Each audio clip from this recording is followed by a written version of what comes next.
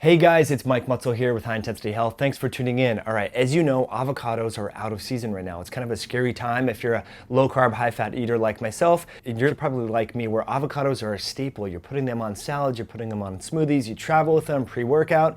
So when your avocados look really green and ripe like they are now, and I was talking with my local PCC, it's a co-op here in the Seattle area, I was talking with him like, what's up with this? And he said, yeah, there's a delay. So, normally in North America, we get our avocados from California, but what happens this time of year is we're transitioning to the Mexican supply, and that's why they all look really ripe. So what do? Do you eat a lot of carbohydrates? No, you're gonna figure out other ways and other ways to get your fat sources in there. So this is what I've been doing for the last couple years during the fall when this happens. My go-to is nut butters.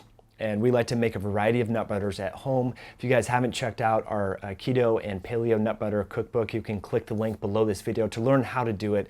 But we like to make a variety of different nut butters with my wife, Deanna. So we do Brazil nut is one of my favorites. I love walnuts. Cashews are absolutely amazing. Macadamia nuts, you can do pecan, you can do any nut you want.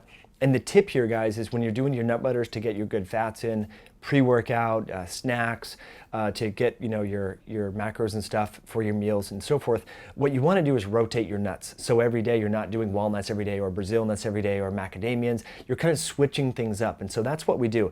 Now, I didn't have time to make a bunch of nut butters and put them in jars, before this trip. So I literally, just wanted to make this tutorial and show you what I'm bringing on a little trip here with my daughter in Vancouver. So this is raw pecan butter. And what you'll notice is they also put in a little cashew in there as well. So this is the Artisanal nut butter, and you've probably purchased this or seen this at stores before. There's a whole bunch of them, like I mentioned, Brazil nut, pumpkin seed, and other ones.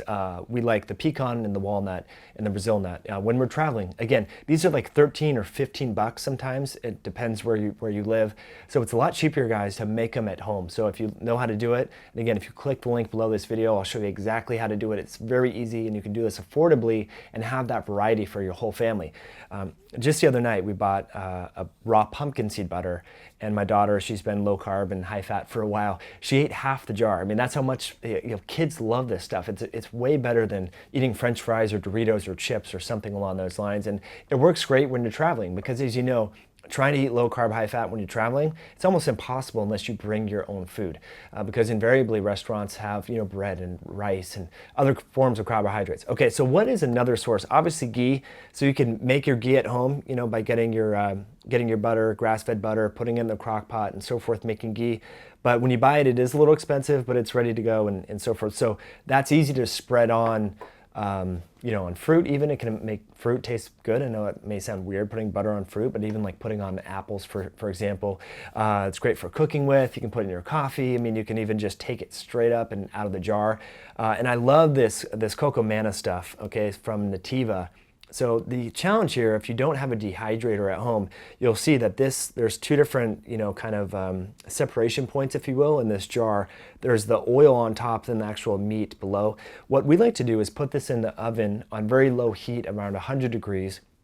And that will soften everything up, and you take a big, spoon and kind of mix it all around. That way you get a real uniform kind of distribution within the coconut, and it makes it easy to consume on the go. Right now, if I don't have that in the hotel room, obviously. So once we eat the oil off the top, then you have to kind of chisel at the coconut meat, and it's not as enjoyable, in comparison to when it's all mixed together.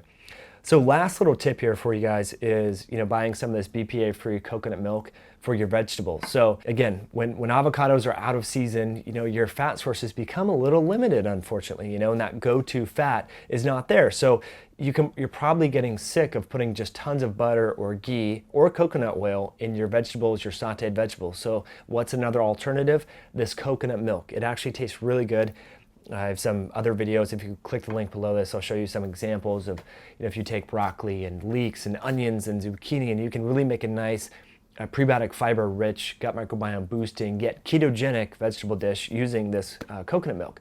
But just look for the BPA free varieties. I know at some of the stores they have this stuff for, it's between 89 cents and up to $1.89, depending upon where you are. But definitely play around with that. And the whole point here, guys, is to underscore the importance of the microbiome and dietary diversity.